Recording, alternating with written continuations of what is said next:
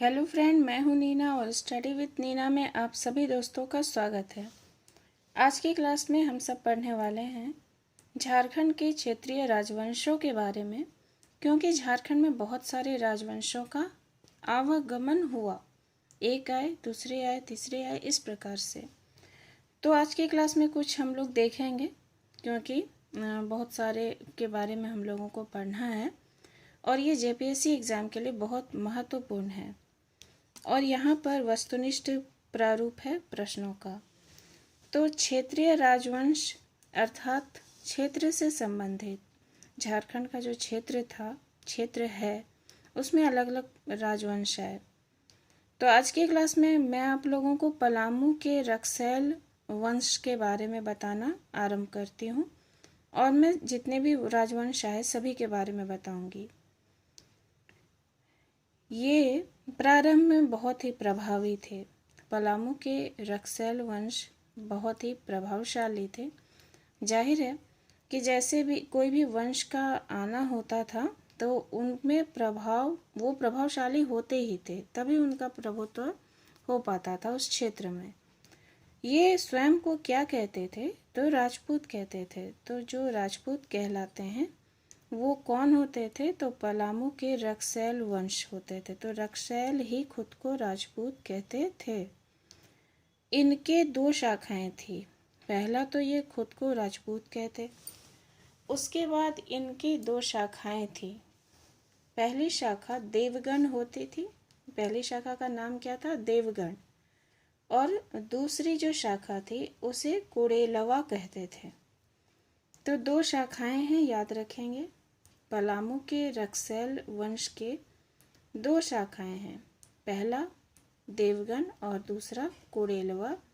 और ये स्वयं को राजपूत कहते थे। इनके काल में कौन कौन सी जनजातियां थी इस क्षेत्र में? झारखंड के क्षेत्र में कौन कौन सी जनजातियां थी उस वक्त?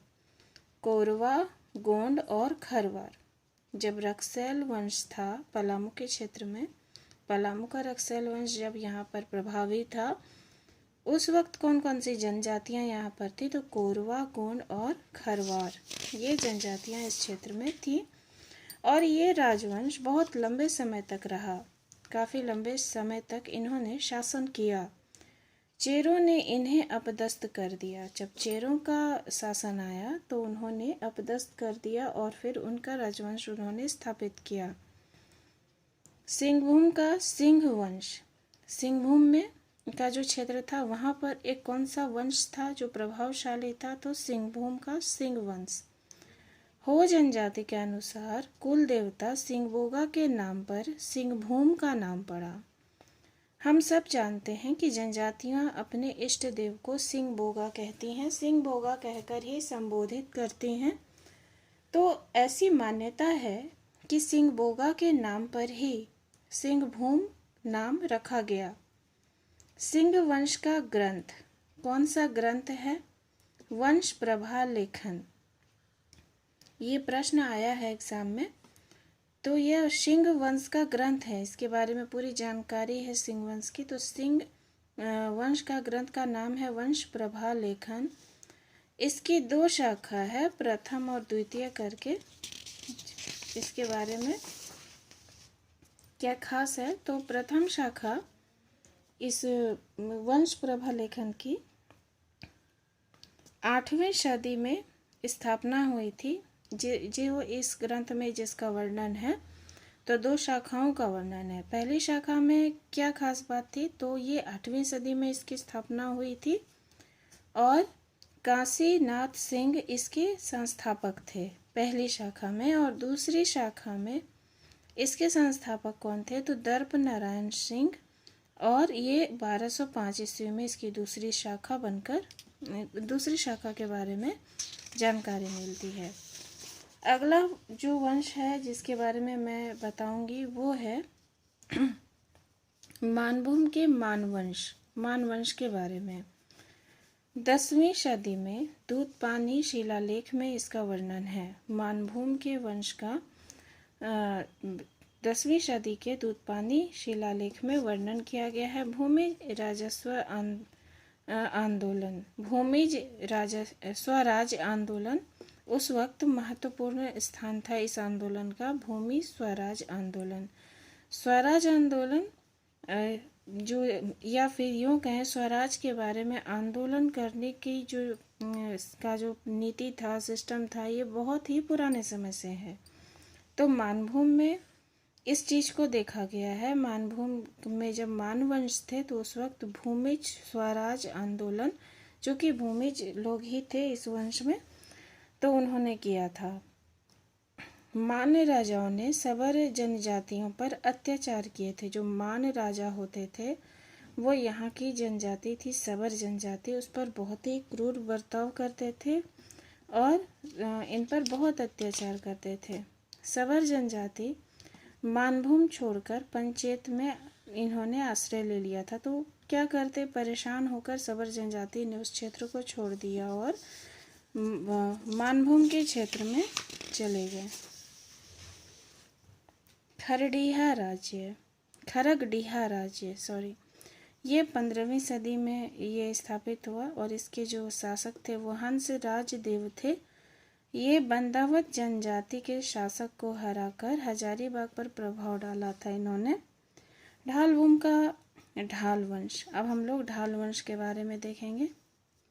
नरवली प्रथा थी ढालभूम के ढाल वंशों में। पंचेत राज्य, यह मानभूम का शक्तिशाली राज्य था। धनबाद का जो क्षेत्र है अभी वर्तमान में, वो पहले यही था। ढालभूम का क्षेत्र, पंचेत राज्य, ये सब उधर ही था। यह मानभूम का शक्तिशाली राज्य था। इसका राज्य चिन्ह भी था एक चंवर या कपिला गाय की पूंछ, और राजा को गोमुखी राजा भी कहा जाता था। तो ये सभी इसमें पंचेत राज्य से संबंधित थे। अब रामगढ़ राज्य भी था, इसके बारे में पढ़ लें। 1368 ईस्वी में इसकी स्थापना हुई थी, रामगढ़ राज्य की। बागदेव सिंह ने स्थापना की थी रामगढ़ की। रामगढ़ बहुत इम्पोर्टेंट चैप्टर है, इसके बारे में अच्छे से याद रखेंगे। ये यहाँ से प्रश्न आते हैं, रामगढ़, पलामू, इन क्षेत्रों से। 1368 ईस्वी में बागदेव सिंह ने इसकी स्थापना की थी। रामगढ़ राज्य की प्रथम राजधानी सेसिया और अंतिम राजधानी पद्मा थी। अर्थात राजधानियाँ बदलती थीं, ये खास है। जो प्रथम राजधानी बनी, जब बागदेव सिंह ने इसे बनाया था, तो प्रथम राजधानी थी सीसिया और अंतिम राजधानी बनी पद्मा। अब पलामू का चेरो वंश के बारे में देखें तो 1772 में इसकी 1572 ईस्वी में इसकी स्थापना हुई थी। भागवत राय ने की थी। चेरो ने रक्सेलों को पराजित कर अपना राज्य स्थापित किया था। तो ये हो गया पलामू का चेरो वंश। कुछ और राजवंश के बारे में हम लोगों को पढ़ना है, तो एक और क्लास होगी जिसमें मैं और जितने भी राजवंश हैं जो झारखंड के क्षेत्र में हैं उनके बारे में मैं आप लोगों को बता दूंगी। तो फिर अगली क्लास में मिलते हैं। और ये वस्तुनिष्ठ प्रारूप का सारा प्रश्न था, और डिटेल से पढ़ने के लिए आप लोग नीना एजुकेशन की वीडियो को देखें। वो मेरा पहला चैनल है जहाँ पर मैंने डिटेल से हर एक टॉपिक को बताया है। वहाँ पर बहुत सारे विषयों की जानकारी भी आपको मिलेगी जो कि विस्तृत रूप से है। चलिए मैं नेक्स्ट वीडियो में मिलती हूँ आप लोगों से। धन्यवाद।